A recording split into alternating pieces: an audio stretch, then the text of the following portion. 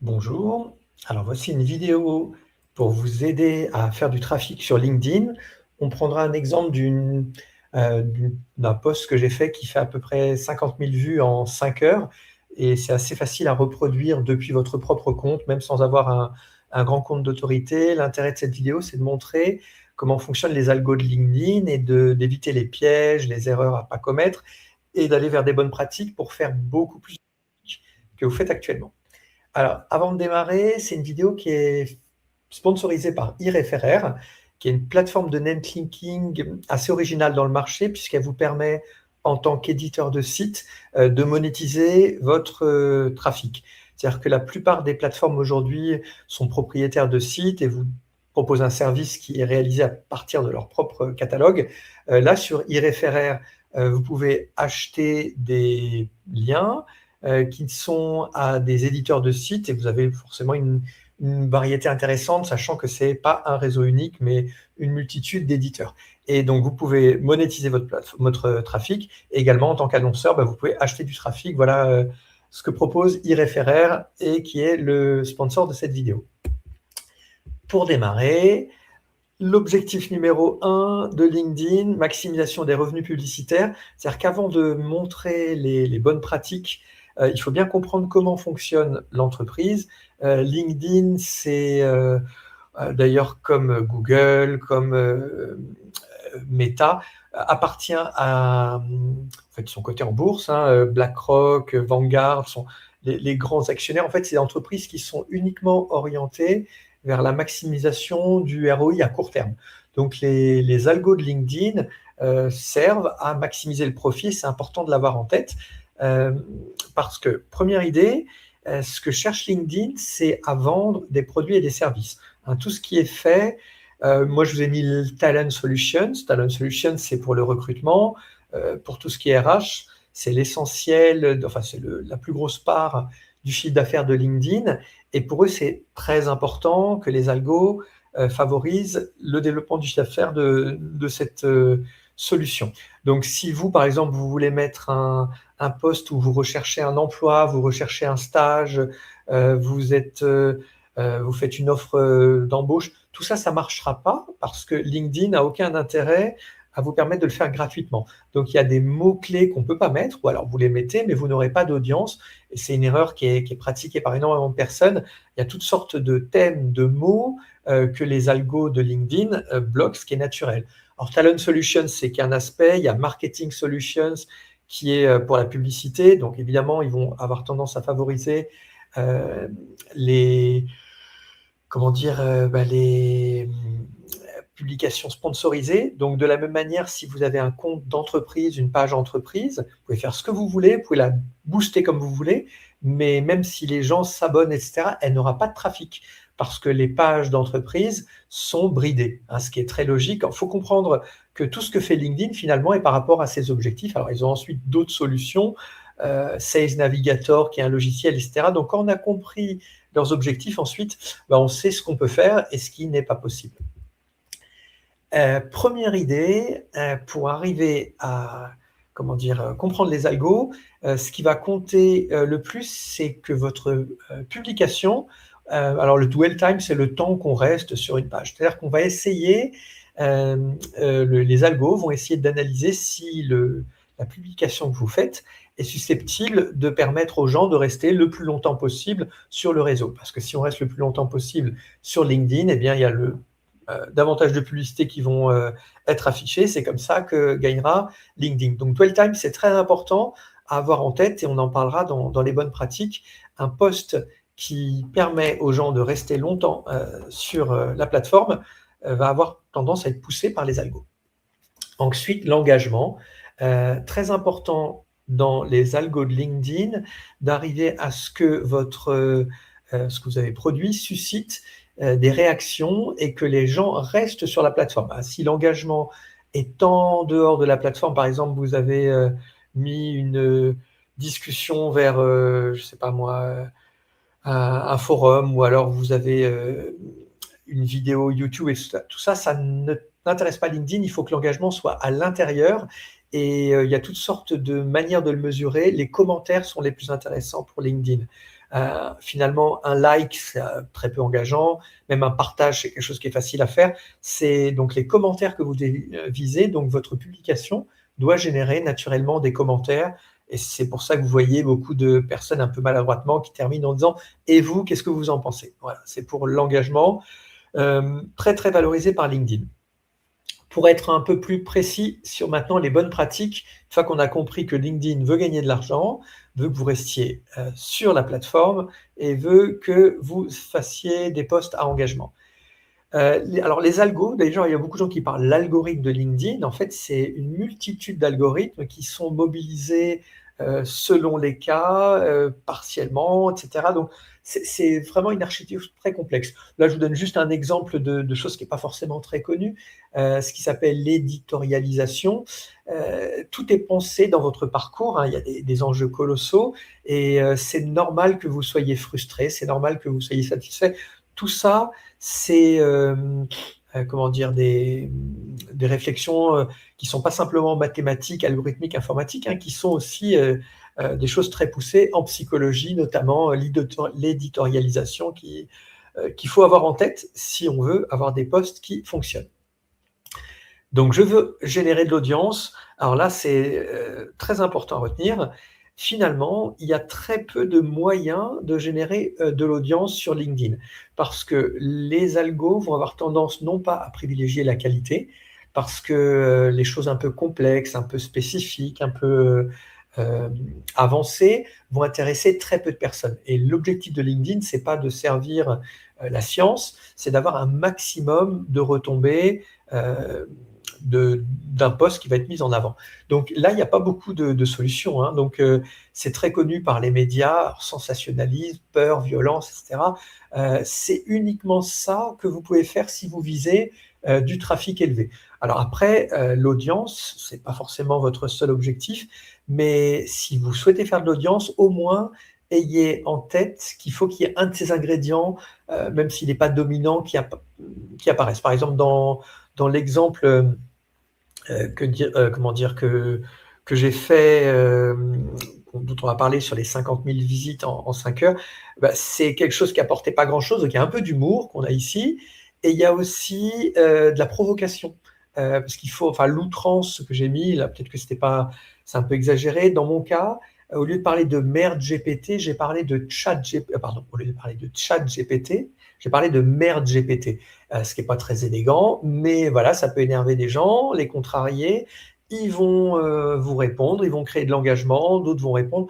Voilà, donc c'est indispensable si vous voulez faire du trafic d'avoir en tête ces règles, et il y en a très peu, hein, c'est tout le temps la même chose. Si on continue en étant un peu plus précis, très important d'avoir des images, hein. Le texte est beaucoup moins valorisé par les algos et par les comportements des utilisateurs. Donc une image vaut mieux que 1000 mots, même une succession d'images, une vidéo. Alors les images, ce qui fonctionne le mieux, c'est plusieurs images, mais en tout cas, le format visuel est largement préférable. Ensuite, à avoir en tête, on a très peu de temps pour capter l'attention. Le poisson rouge, c'est 8 secondes. L'internaute, c'est même moins, c'est 7 d'après des études. En tout cas, il faut que vous ayez un titre très accrocheur. Il faut que vous ayez visuellement quelque chose qui donne envie dans dans un contexte où on a une surabondance d'informations, de capter l'intérêt. Donc le titre est très important et ça se travaille. Les accroches, c'est quelque chose qui doit être pensé et finalement qu'on ne doit pas confier à l'IA uniquement et auquel on doit réfléchir. Un aspect qui est important, qu'on ne pourra pas développer, parce que je voulais faire une vidéo assez courte, mais votre compte LinkedIn doit être optimisé. Moi, je mets l'exemple là de Emmanuelle Petiot, qui est une formatrice, et j'ai eu la chance de suivre sa formation il y a quelques années. Alors, les algos ont évolué, je devrais le refaire parce que c'est du changement permanent, mais ce genre de... Alors, vous n'êtes pas obligé de prendre une formation, vous pouvez simplement regarder les bonnes pratiques pour comment remplir complètement son compte, comment avoir des recommandations pour que les algos sachent vous identifier comme étant spécialisé dans tel ou tel domaine. En fait, on va vous donner une multitude de conseils qui vous permettent d'avoir un compte qui répond à ce que LinkedIn attend. Donc c'est un petit peu embêtant, mais une fois que vous avez passé cette demi-journée à faire ce qu'il fallait, eh bien le potentiel le potentiel est très supérieur lorsque vous avez des publications. Alors plus concrètement maintenant, qu'est-ce qu'on peut faire? Bien choisir le moment pour poster, hein. Il faut savoir que, LinkedIn, en fait, comme, Discover, comme TikTok et cetera, va identifier immédiatement le potentiel de votre post à être proposé aux, aux utilisateurs de la plateforme. Il le fait dans un premier temps par rapport à votre contenu. Ensuite, il va le tester et pendant, on va dire, alors, la première heure, même un peu moins, si vous avez de l'engagement, si vous avez une forme d'intérêt de la part des internautes, eh bien, il va les proposer à une autre, comment dire, à des gens qui sont parmi vos contacts, mais qui sont peut-être un peu moins réactifs vis-à-vis de vous. Et ensuite, on appelle ça des cohortes. En fait, des groupes de personnes qui vont servir d'échantillon test pour savoir s'ils ont un engagement, un intérêt, etc. Donc, si vous faites ça à un moment où votre audience n'est pas là parce qu'elle dort, parce que c'est le week-end, etc., ce sera beaucoup plus dur d'avoir cet engagement. Et en fait, plus vous avez, plus vous passez les étapes, plus les cohortes sont grandes. Dans un premier temps, on vous teste sur un échantillon relativement restreint, et ensuite, vous pouvez avoir, si votre poste est considéré comme étant susceptible d'intéresser un grand nombre de personnes, eh bien, il sera proposé à énormément de monde, et c'est comme ça qu'on arrive à faire beaucoup de trafic. Donc, bien choisir le moment pour poster, de manière à ce qu'il y ait un engagement rapide. Sinon, le post ne pourra pas repartir. Répondre aux commentaires, on a compris qu'il faut qu'il y ait de l'engagement, donc à vous de créer une discussion. Donc vous devez vous embêter, lorsque les personnes vous font des commentaires, à répondre pour qu'une discussion s'engage. Ensuite, il faut que vous soyez spécialisé dans une thématique. C'est-à-dire que, alors ça c'est vrai, surtout depuis 2026, LinkedIn a tendance à vous catégoriser, à vous mettre dans une forme d'expertise ou de spécialisation. Et si vous publiez dans ce domaine, eh bien, vous aurez des signaux qui permettront à votre publication d'avoir plus de chances d'être mise en avant. Donc, c'est nécessaire de développer, quitte à avoir plusieurs comptes, hein, si vous avez plusieurs passions, plusieurs centres d'intérêt, même si c'est interdit théoriquement, d'avoir plusieurs comptes, parce que chaque compte, normalement, est plus susceptible de ramener du trafic dans un environnement sémantique ou une thématique donnée. Ensuite, c'est nécessaire d'interagir sur la plateforme, d'envoyer des messages privés, de participer à des groupes, de répondre à des posts. Si vous pouvez tous les jours interagir, enfin tous les jours où vous utilisez, mais le mieux, ce serait vraiment tous les jours, interagir avec au moins une dizaine de posts. Et d'ailleurs, on voit que depuis 2026, la visibilité des posts a énormément augmenté et la visibilité des réponses aux posts, en tout cas des discussions, a énormément augmenté et celle des posts a tendance à largement baisser. Donc, si vous participez, eh bien, votre compte sera upgradé et vous aurez davantage de chances de pouvoir être, bénéficier d'une certaine viralité. Suppression des commentaires également, c'est quelque chose que je vous recommande. C'est-à-dire qu'il faut que vous orientez votre discussion dans le sens qui vous intéresse. Et si vous faites un peu de provocation, il y a des gens qui savent très bien le faire, par exemple avec la victimisation. Voilà, il m'est arrivé une chose horrible. Très souvent, c'est inventé, hein. Sur LinkedIn, on raconte une histoire. On n'est pas là pour dire le vrai. C'est du marketing. Donc, on raconte n'importe quoi. Il y a des gens qui vont peut-être avoir des commentaires désobligeants. Vous pouvez les supprimer. C'est la différence, par exemple, avec X. Sur X, vous ne pouvez pas tricher. C'est très, très difficile de tricher parce que les gens peuvent commenter. Et il y a vraiment une force sur X par rapport à votre audience, par rapport à ce que vous êtes capable d'apporter. Sur LinkedIn, si vous êtes malin, si vous connaissez les failles des algos, vous pouvez faire beaucoup plus de trafic que n'importe qui d'établi, tout simplement en utilisant les combines, puisqu'on a expliqué que c'est plutôt du mainstream qui va être en avance. Et puis, si vous avez compris comment manipuler les algos et être un peu malin, ce qui est complètement incompatible avec l'honnêteté. Mais bon, voilà, sachez que ça fonctionne comme ça. Les très grands comptes LinkedIn sont des personnes qui sont spécialistes de l'outil et pas qui n'ont aucune expertise dans leur domaine de spécialisation. Erreurs et pièges à éviter. Lien sortant. Alors, lien sortant, on a expliqué, si vous mettez un lien, ce que font 80% des personnes qui ne sont pas bien informées, eh bien, vous serez pénalisé. On peut quand même avoir du trafic, c'est-à-dire qu'il y a une forme de pondération sur votre poste. Et tout ce qu'on va voir là, en fait, il y a des pondérations négatives. Donc, c'est beaucoup plus difficile d'arriver à réussir avec un poste, avec un lien sortant. Mais même les partages, et ça, c'est un peu étonnant de la part de LinkedIn, mais si vous faites un lien vers LinkedIn, pour eux, c'est considéré comme un lien externe, et là, du coup, c'est le même problème. Donc, il vaut mieux coller une image ou faire un lien en commentaire, mais le lien sortant va réduire nettement la portée de votre publication. De la même manière, des posts successifs.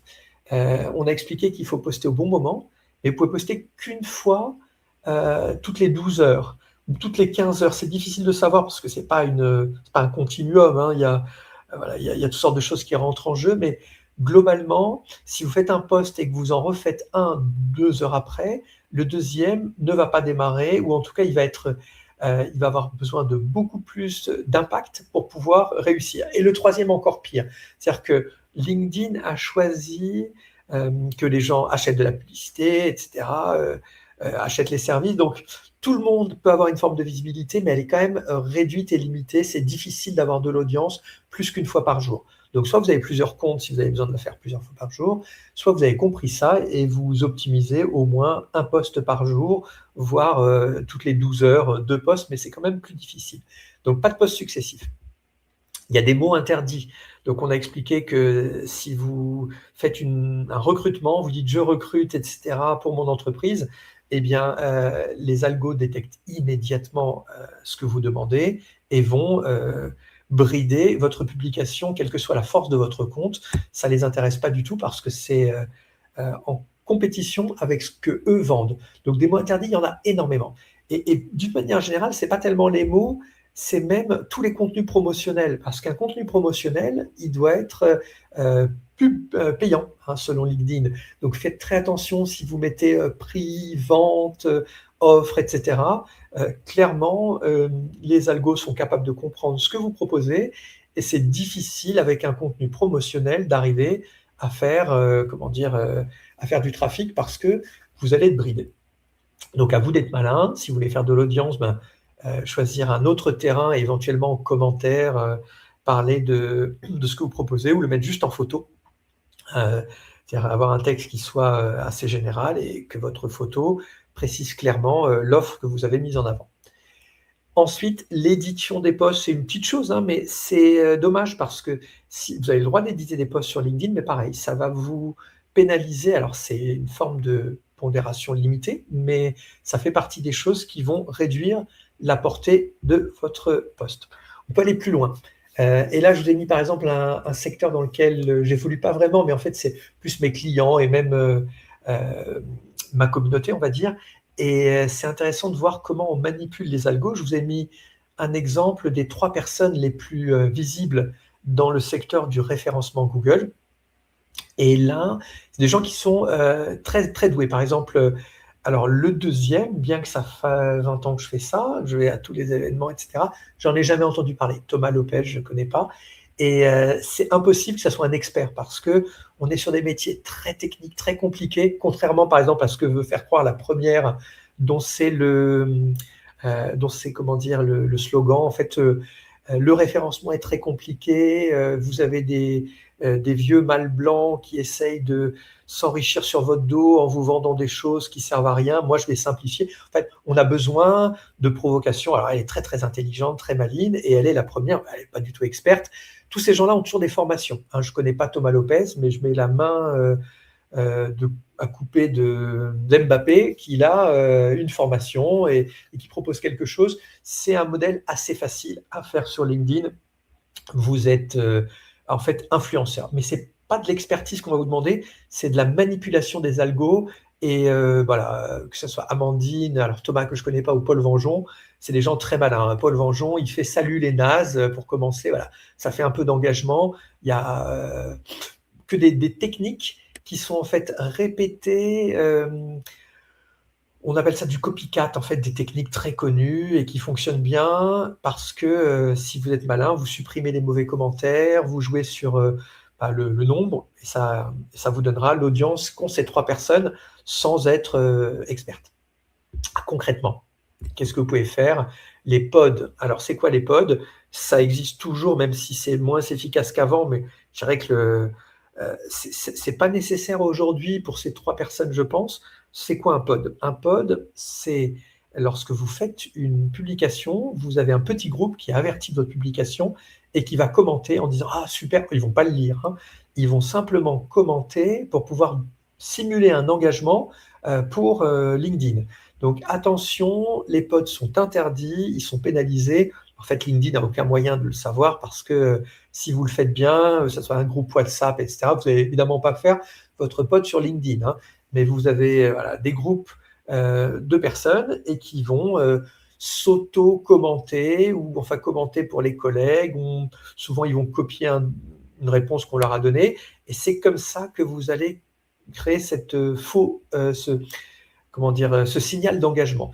Je dirais quand vous avez un compte aussi puissant que celui d'Amandine Barthes maintenant, vous n'avez pas besoin de le faire parce que l'engagement, il va être naturel quand vous avez réussi à créer votre communauté. Mais pour vous ou pour moi je le fais, hein, même si c'est interdit. Alors je le fais une fois sur 20, voilà, quand il y a besoin, je demande aux collègues, tiens, est-ce que tu peux commenter, etc. Parce qu'en ayant un compte moyennement intéressant et suivi, naturellement, j'aurai très peu d'engagement, donc j'ai besoin de les simuler.